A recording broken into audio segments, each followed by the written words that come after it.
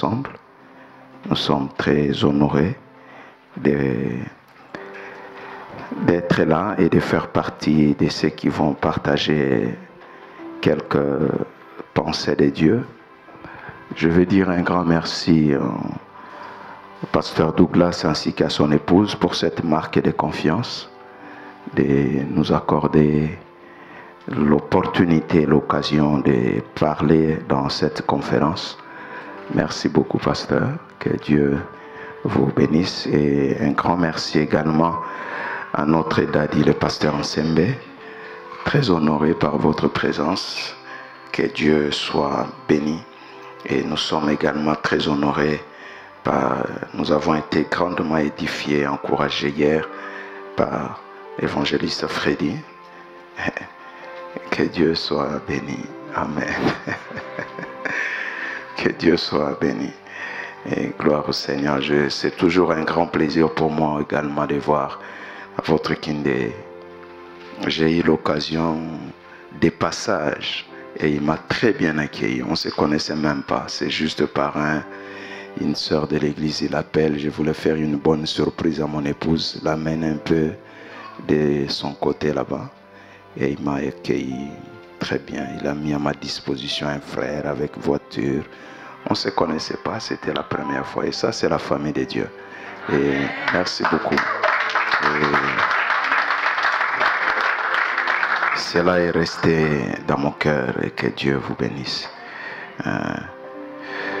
Merci également au pasteur Ngawala. Que Dieu vous bénisse. Merci pour votre présence ce soir. Et merci à tous les bien-aimés frères et sœurs, serviteurs de Dieu qui êtes là. Votre présence nous fait toujours du bien. Et comme vous le savez, nous sommes en train de parler sur un sujet très important. Le royaume de Dieu parmi nous. Amen. Et qu'est-ce qu'autre l'homme peut désirer? Qu'est-ce que nous pouvons encore chercher sinon le royaume de Dieu? Quand nous regardons autour de nous tout ce qui se passe aujourd'hui dans le monde, les choses qui se renversent, malgré les progrès que nous pouvons constater, mais nous sommes aussi en train de voir des larmes et des pleurs, des guerres et des déchirements. Qu'est-ce que l'homme peut désirer sinon le royaume de Dieu parmi nous? Relisons un peu ces textes de base dans Luc 17.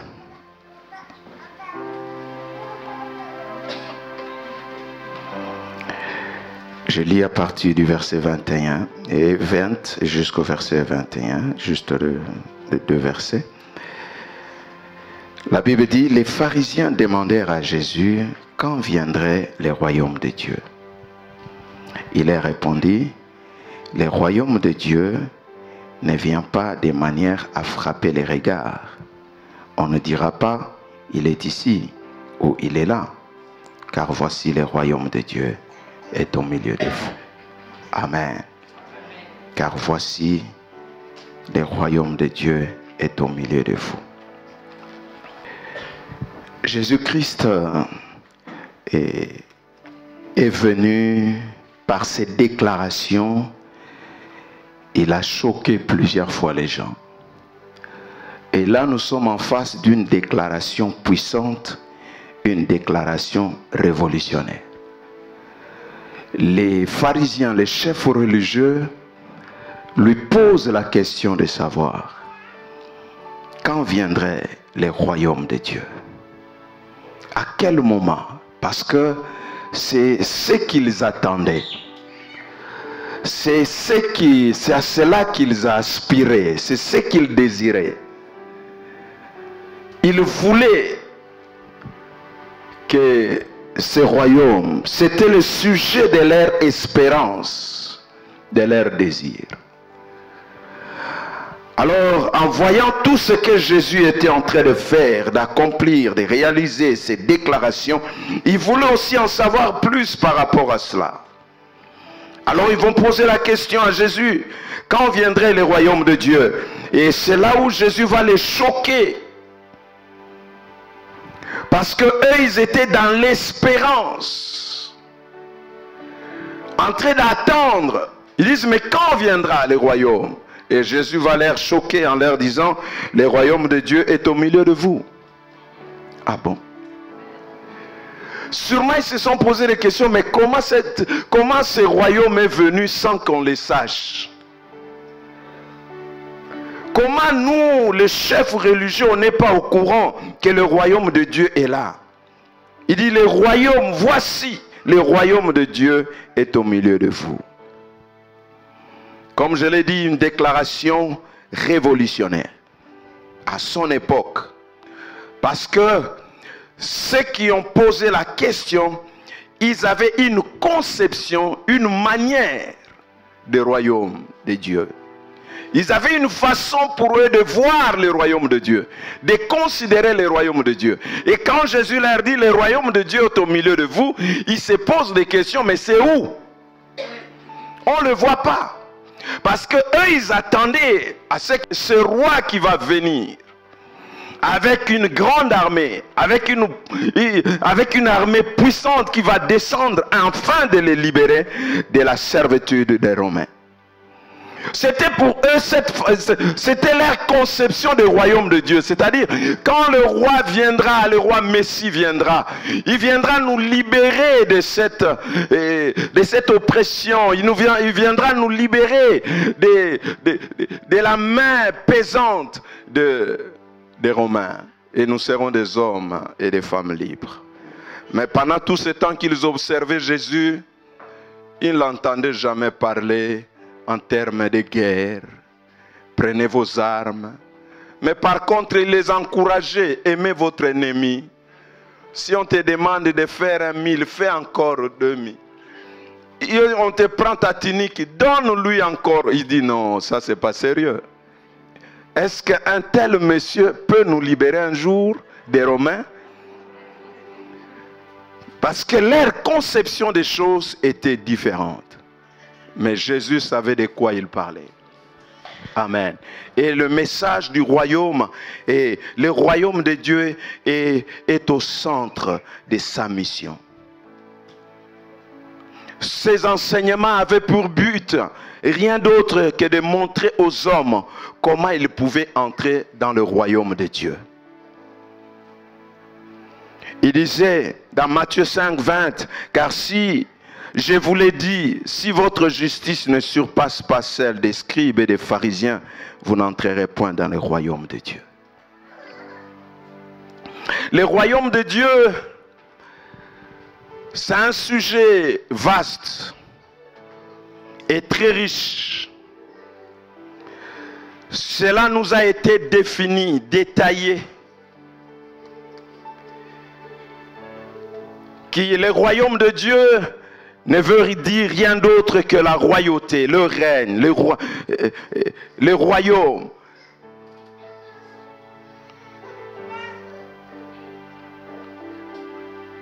Le gouvernement de Dieu, il nous a été dit.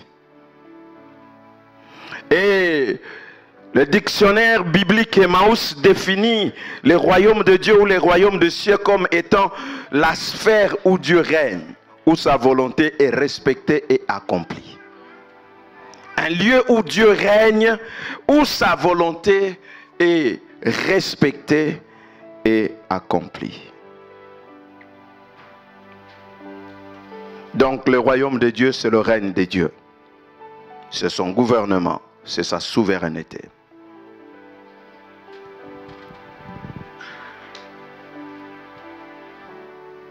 Le royaume de Dieu. On peut se poser aujourd'hui et ce soir la question de savoir pourquoi le royaume de Dieu. Pourquoi le royaume de Dieu?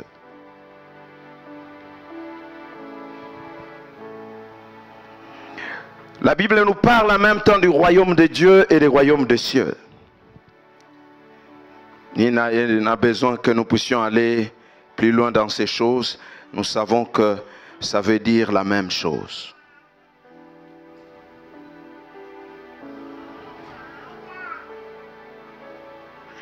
Des fois, le royaume des cieux parle de la personne et le royaume des cieux de lieu.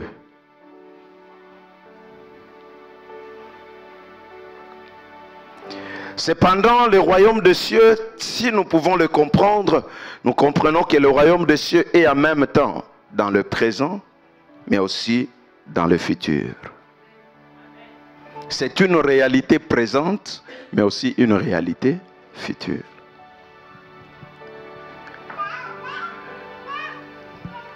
Une réalité présente et une réalité future. Parce que ce qui est clair, et la Bible l'enseigne, la volonté de Dieu sur cette terre ne s'accomplira pas de manière parfaite.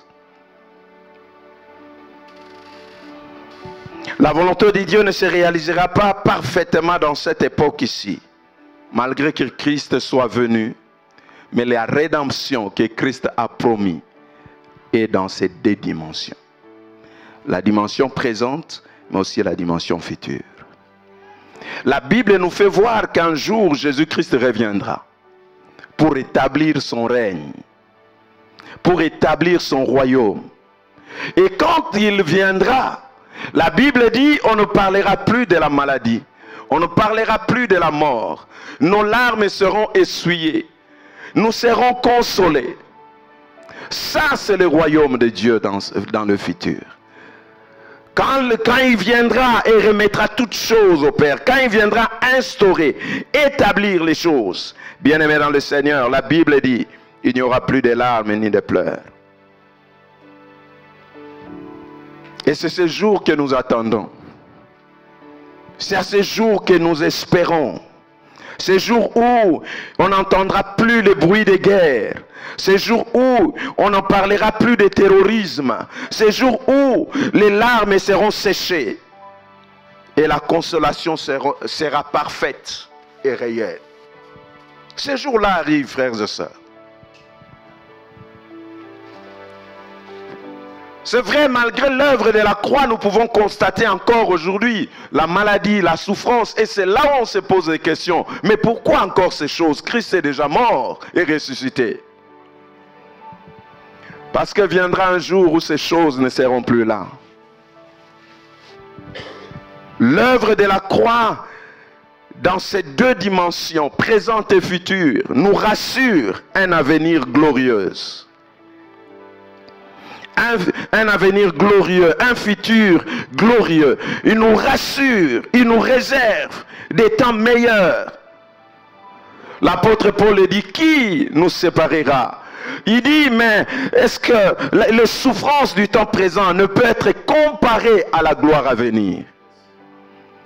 Si nous plairons aujourd'hui, nous plairons pour un temps. Si nous arrive de manquer aujourd'hui, c'est juste pour un temps. Si nous arrive de souffrir aujourd'hui, c'est juste pour un temps. Il y a un royaume. Il y a un temps. Il y a un moment où toutes ces choses n'existeront plus. Il n'y en aura plus. On se pose des questions. Pourquoi le méchant prospère? Si on ne saisit pas la réalité du royaume de Dieu dans le futur, c'est là où aujourd'hui on se pose des questions. Pourquoi ceci? Pourquoi Dieu ne fait pas? Pourquoi Dieu n'agit pas? Pourquoi alors le royaume? Pourquoi on se pose des questions par rapport à l'œuvre de la croix? Mais il y a quelque chose de meilleur que Dieu nous a réservé au futur. La Bible dit, si nous espérions seulement à cette vie ici, à quoi ça sert d'être chrétien? Si c'est pour seulement avoir le mariage ici, si c'est pour seulement avoir des enfants ici, si c'est pour seulement rouler carrosse ici, à quoi ça sert? Il y a plus que ça, frères et sœurs. Être chrétien, ce n'est pas seulement être bien sur cette terre, mais savoir l'espérance de vivre l'éternité avec Dieu et de vivre toute sa vie auprès de son Dieu. Et un jour, ces choses n'existeront plus. Toute cette souffrance n'existera plus. Si nous ne comprenons pas le royaume de Dieu dans sa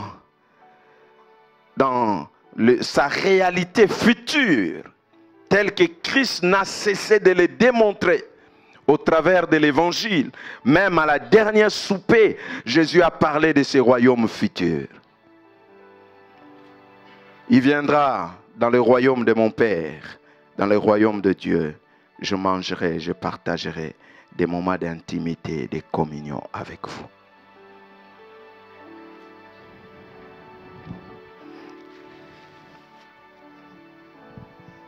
il viendra. C'est pourquoi Jésus, je le disais, il a beaucoup choqué les gens parce que c'était la conception des peuples de son époque. Ça vient aujourd'hui et nos problèmes doivent finir aujourd'hui. Les Juifs disent, nous sommes sous la pression, nous sommes sous la domination romaine. Si c'est lui le Messie, donc nous devons être libres. Mais ils constatent que ce n'est pas le message de Jésus. Il prêche un message de paix et non de la guerre, et non pas de conflit. Il prêche un message de paix et non d'épée. Alors ils sont choqués, ils sont scandalisés. Ce n'est pas le Messie que nous attendions. Jean-Baptiste même était scandalisé de voir que, mais celui que lui l'a présenté comme l'agneau de Dieu, il avait cette même conception, mais il se retrouve en prison, dans une situation difficile, dans des conditions difficiles. Il envoie un peu ses disciples, allez un peu vérifier, parce que ce n'est pas normal. Si c'est le Messie, pourquoi il peut laisser ces Romains nous dominer? Hérode m'a arrêté, me mettre en prison. Mais je suis quand même Jean-Baptiste.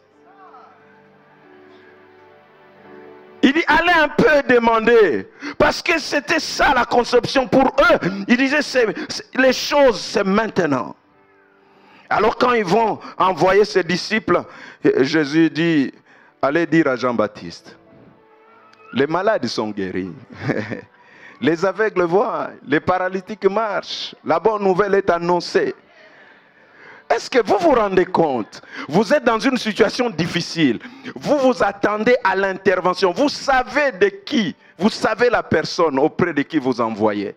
Vous le connaissez. Vous savez ce dont il est capable de faire. Et vous savez que si lui, il fait quelque chose, je vais sortir de cette situation. Mais il vous envoie le message que des bonnes choses sont en train de faire, mais votre situation ne change pas. C'est comme si vous, dans l'échantillon, il dit, voilà, et ils sont guéris, ils sont délivrés, mais vous, moi, mon cas, ma situation. Des fois, c'est là où nous sommes scandalisés, choqués. De voir que nous servons le Seigneur, nous sommes consacrés pour lui. Nous nous donnons à fond pour les choses de Dieu. Mais notre situation ne change pas. Mais nous voulons que Dieu nous délivre de cette situation, que Dieu change cette condition. Mais cela ne change pas, nous sommes toujours là. Dans cette même situation, on se pose des questions. Est-ce que vraiment Dieu existe? Est-ce que vraiment le Seigneur voit? Est-ce que vraiment? Mais c'est simplement pour nous dire, il y a meilleur que ça. Amen. Il y a meilleur.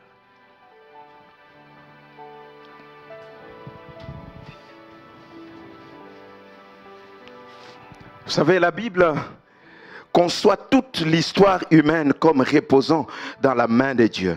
Mais elle attend encore la réalisation finale du royaume de Dieu dans un domaine au-delà de l'histoire.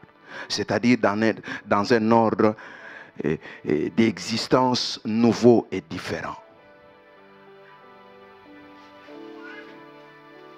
Le royaume de Dieu, c'est une réalité future. Mais comme je l'ai dit, c'est aussi